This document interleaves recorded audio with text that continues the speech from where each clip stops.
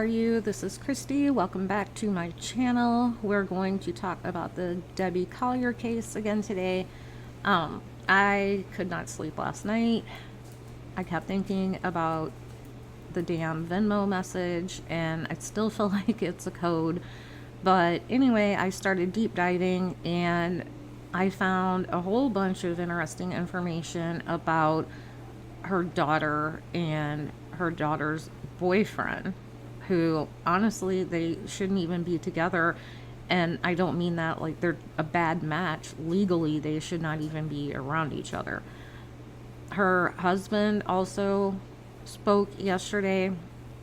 I'm off the husband. I don't think the husband was involved at this point. But man, the daughter and the boyfriend sure do look suspicious now.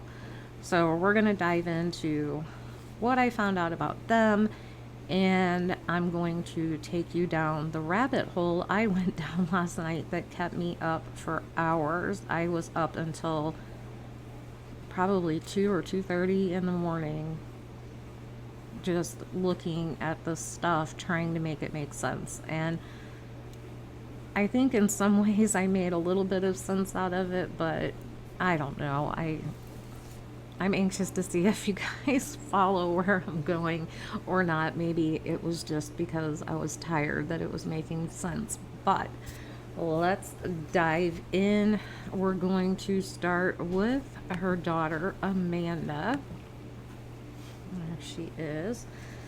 So Amanda has a rap sheet that includes an arrest for battery, being thrown in jail for faking a drug test, and fighting with her boyfriends. 36-year-old Amanda Bearden had a number of encounters with law enforcement in Athens, Georgia, most recently for a domestic incident in May of 2021. Amanda claimed that her boyfriend, Andrew Tyler Giegrick, probably pronouncing that wrong, so don't come at me, had broken into her home, screamed at her, and attacked her. According to the police report, she showed officers bruises on her shoulders and arms. However, officers from the Athens Clark County Police Department determined that the couple lived together, so he had the right to be there. And they arrested Amanda for making a false report of a robbery. Her boyfriend, Andrew, was also arrested on various charges, including battery. Documents associated with his case noted that the couple have a family violence relationship.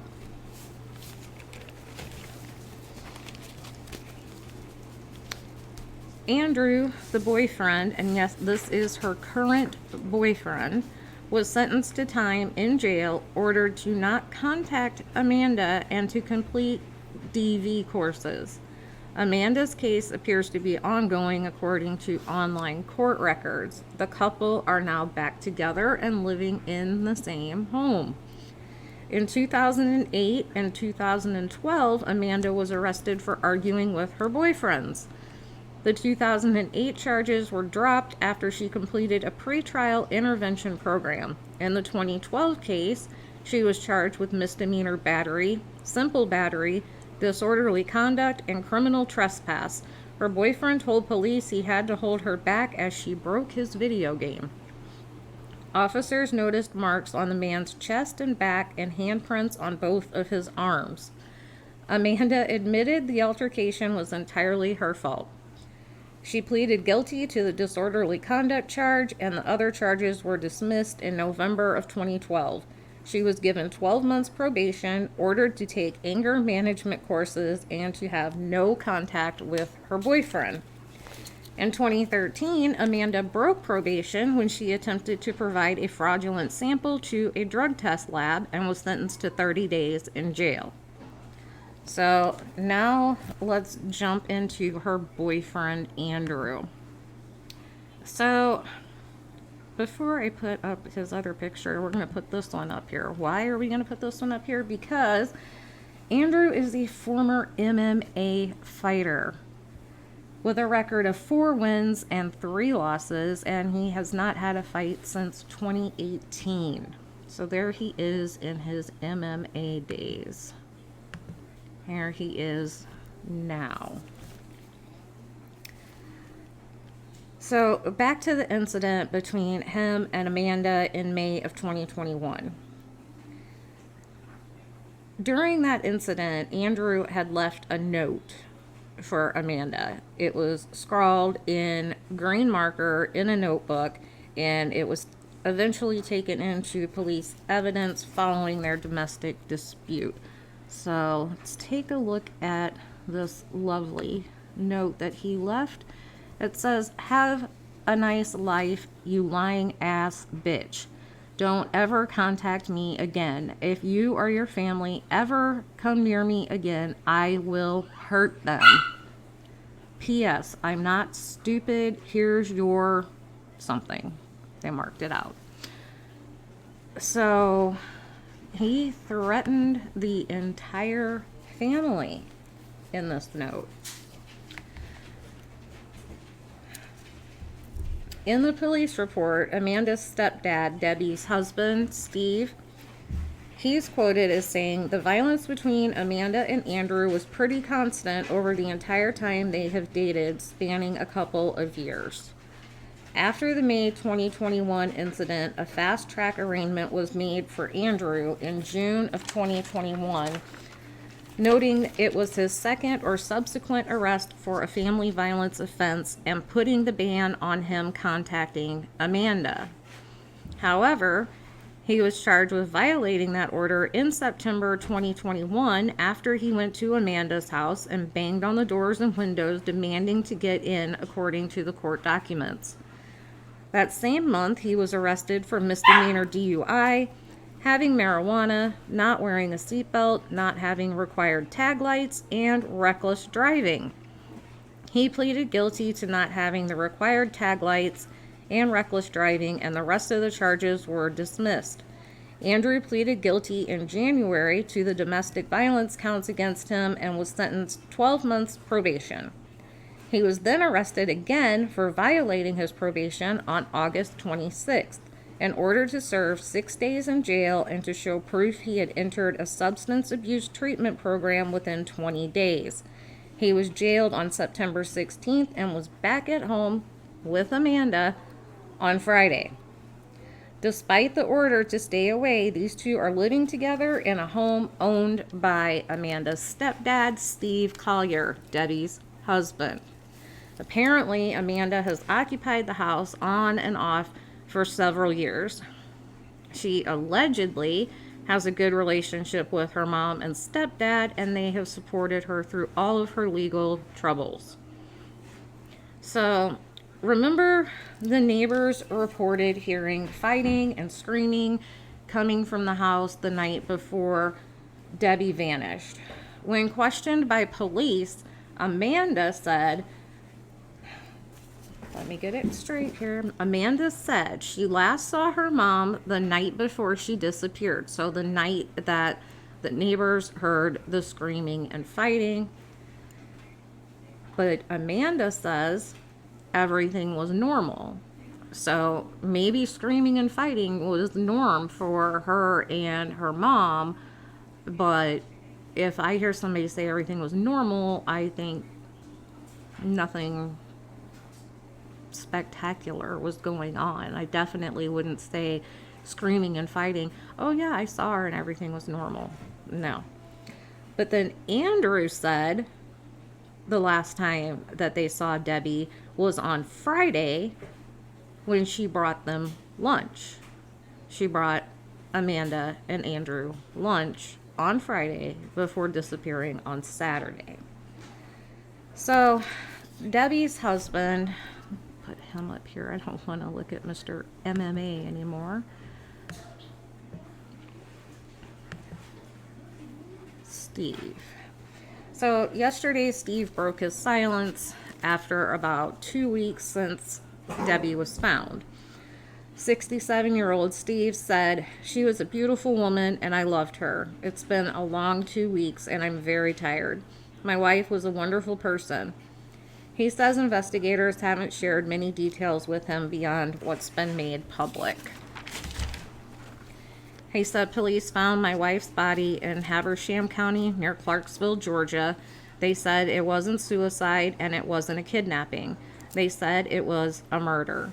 If they have any more information, they haven't shared it with me yet. A close friend of the couple said Steve loved Debbie with all his heart. I know that for a fact. I cannot imagine what he's going through right now with the terrible loss of his wife and having to be part of the murder investigation and all that entails. I have known them both for many years and they were a devoted couple. He added, I know suspicion can fall on the family of murder victims, but I would bet my life Steve had nothing whatsoever to do with Debbie's disappearance. So, police logs show that one of several search warrants served in connection to the investigation was served at the home of her daughter, Amanda, on September 14th, just 3 days after Debbie's disappearance. Authorities have revealed very few details and declined to release copies of the warrants due to this being an active investigation. The Habersham County Sheriff's Office has not publicly named any persons of interest or suspects in the case. It's unclear what, if anything, was found at Amanda's home. So now we're going to start going into a deep rabbit hole. So join me, if you will. So Steve works at a bank. He is a loan workout specialist. So, if for whatever reason Amanda needed money, you would think it would probably be fairly easy for Steve and Debbie to get a loan if they had to help her out, right? I'm starting to think, now, her and Andrew live in a house that is owned by Steve. I would guess they're probably living there rent free. Or if they're paying rent, it's probably not a huge amount. So they wouldn't need money for that. You know, they might need money for bills or other things, but it wasn't like in the beginning, a lot of people were saying, well, they had just moved back 2 days prior, and maybe the money that Debbie sent was for a security deposit or something to that effect. I don't feel like that's probably what it was for.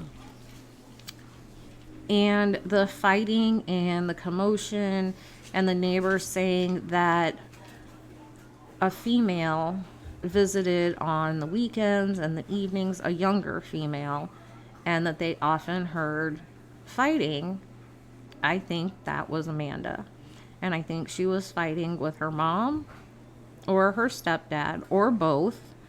And given her history, her arrest record, they probably were being as supportive as they could to Amanda. But everybody has their limit, right? And the fact that her and Andrew had such a violent, volatile relationship, they were ordered to stay away from each other and they weren't doing it.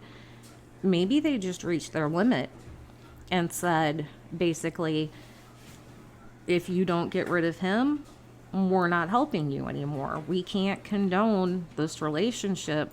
So if you're with him, we're cutting you off, basically. And maybe Amanda didn't want to have to make that decision. So they were arguing. Now, another interesting thing that I found going down this rabbit hole, like I said, I'm so stuck on the freaking Venmo. I told you in my video yesterday, when I read it, I immediately said, is this some kind of code? I told you, I sat there staring at it, trying to make it make sense, do the first letters of each word, spell something out, trying to break it down. And that's what I kept going back to last night. So the amount is a little weird. The $2,385 is kind of weird, but this message just really gets me. They are not going to let me go. Love you. There is a key to the house in the blue flower pot by the door. So there's absolutely no punctuation. And if you look at Steve and Debbie's Facebook, where Debbie's mainly the one that posted, she uses punctuation, periods, commas, exclamation points, and there's none in this. Which, maybe that doesn't mean anything. But if you start breaking it down, so they say they are not going to let me go, which it makes you feel like she's being kept against her will, but the police do not believe this is a kidnapping. Love you.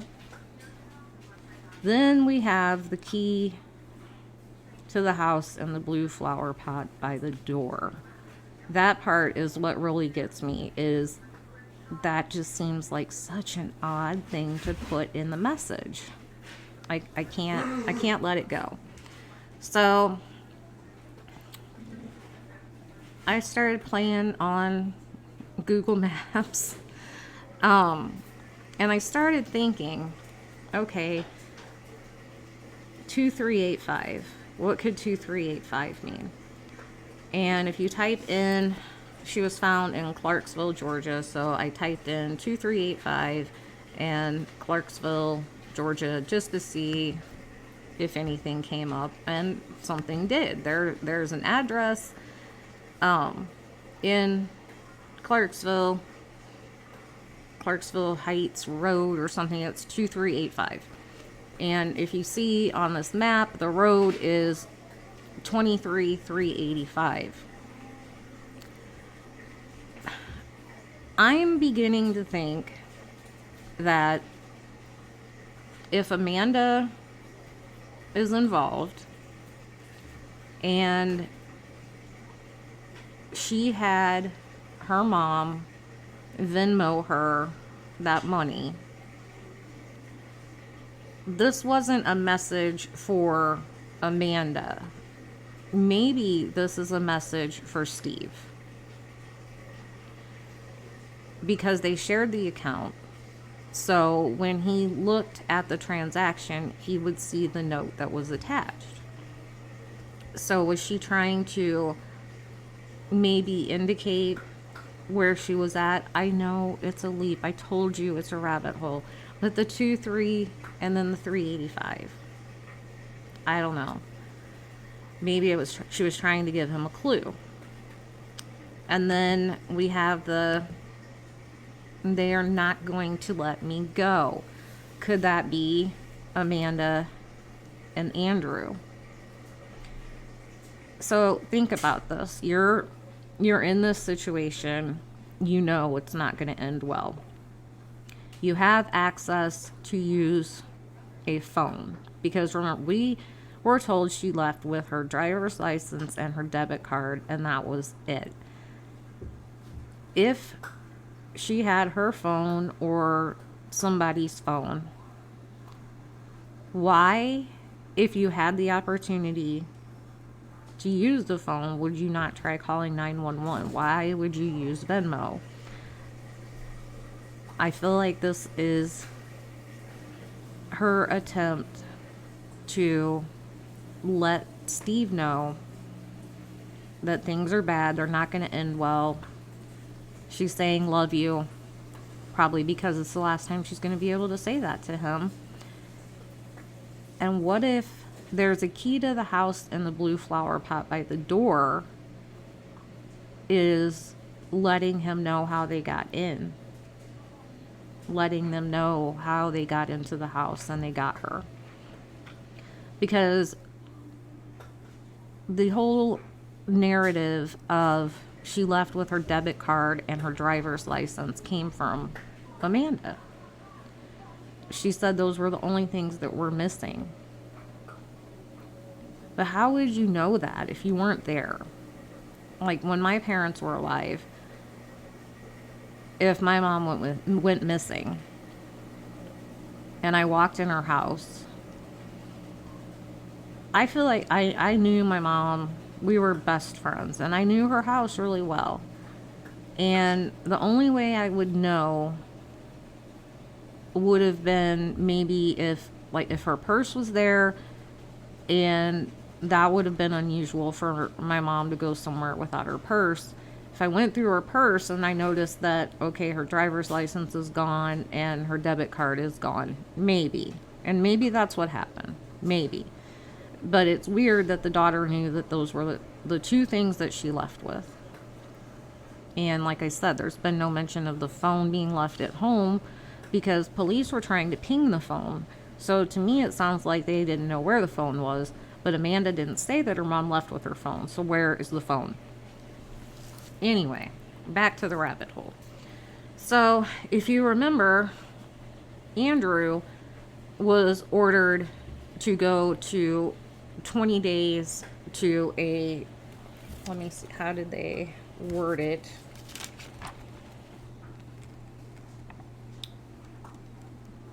A substance abuse treatment program within 20 days. So, wouldn't you know, there is an all-male recovery center called Victory Home, and guess where it is? 157 Victory Home Lane, Clarksville, Georgia.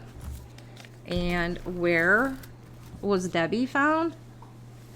Georgia 15 northbound, prior to Victory Home Lane. That's quite a coincidence. So, let's look at, this is a map from Athens where Debbie left from to the rehab center. An hour and 9 minutes. An hour away. And she was found where? An hour away. And look what road. 385. So then my mind starts thinking, maybe Amanda had convinced her mom that, okay, we're going to take him, we're going to get him to this substance abuse facility, we're going to get him clean, it's going to be better, everything's going to be fine, trying to get back in good with her and Steve, because if they had told her, we don't want you with him anymore, we're going to cut you off, maybe she was coming to them like, hey, if he goes and he gets clean, you'll see, it'll be different. You know, we're not going to have that kind of relationship anymore. And maybe this was a ruse. Maybe they were saying, you know, hey, can you drive us and take him to this place? Now, I also started thinking, and my brother teases me all the time, and my husband agrees. He always says I have a beautiful mind because my mind works in very strange ways. I put things together that most people don't put together, and I think of things in ways that people don't normally think of them. So that's why I said you will have to try to follow me on this rabbit hole. They found a red tote bag and that partially burned blue tarp. So maybe the tote bag was supposed to be Andrew's things that he was taking with him for his stay at this rehab facility. Maybe. And instead of actually having things that he would need to stay at rehab, they had things that they were going to need to take care of Debbie. So this is just one of those, the coincidences in these cases, I don't believe them. And this one is crazy to me. So if you look here, kind of a close-up. Where the red pen is the rehab center. And then if you look up and to the right, that's 15. That's where she was found. It's very, very close by. And then, of course, you know, we've got 23 right there in the middle again. So, I don't know. What do you think? Do you think maybe this Venmo, you know, what if Amanda said, hey, you know, she demanded money on top of getting rid of her mother, and her mom was creative enough to come up with that amount. Like I said, what if these are breadcrumbs? What if this is a clue? Because I even thought about it this morning. I was talking to my husband again, you know, poor guy, making him suffer through my true crime theories again. Let's say that this exact same Venmo message had come on a day when Debbie was working. You know, she worked at the real estate office, right? What if this had come on a day when she was at work? We would read it completely differently. It would be, they're not letting me go. Like, I can't get off work right now. Let's say I was planning to meet my daughter for lunch or whatever, and I had agreed that I was going to loan her $2,385. And I was going to give it to her when we met for lunch. So she sends the message and she's like, hey, they're not going to let me go, meaning I can't get out of work. Love you. There's a key to the house in the blue flower pot by the door, letting her know, hey, you can get into the house with that, and then I'll meet you there later. We would look at this completely differently. The whole, they're not going to let me go thing, if she was at work or whatever, we would never take that as she's being held against her will, right? So it's all about the context. The context that it was sent in gives it a completely different meaning. So it, like I said, it's just, that's how my strange mind works, and I'm just interested to see if any of this makes sense to any of you, and get your thoughts and opinions. Like I said, I'm really off the husband now. I do not think Steve had anything to do with this. I think Steve was trying to support his wife and do the best he could for her daughter, to help her daughter, because he loved Debbie, so he loved her kids. And I really think that the relationship between Amanda and Andrew, I know from my perspective as a parent, you would get to the point that you're like, I'm done. I can't support this. I can't. This relationship just needs to end.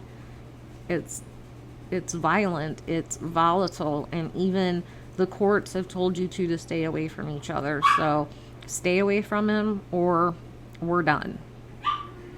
It would be a hard thing. It would be a hard thing to do, but I could see getting to that point. So just let me know what you think about my crazy theories, and I hope you all are having a great weekend. My Oklahoma Sooners play tonight, Boomer Sooner, and my Cowboys don't play tomorrow. They don't play until Monday night. So tomorrow I may try to do a live sometime in the afternoon. I will put it in the community post so you guys know when to look for that. And Thank y'all for coming and spending a little bit of your Saturday morning with me to talk about the Debbie Collier case and my crazy theories.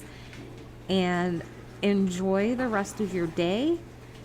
Thank y'all so much for being here. Like, share, subscribe, do all the things. And as always, I will see you all in the next one.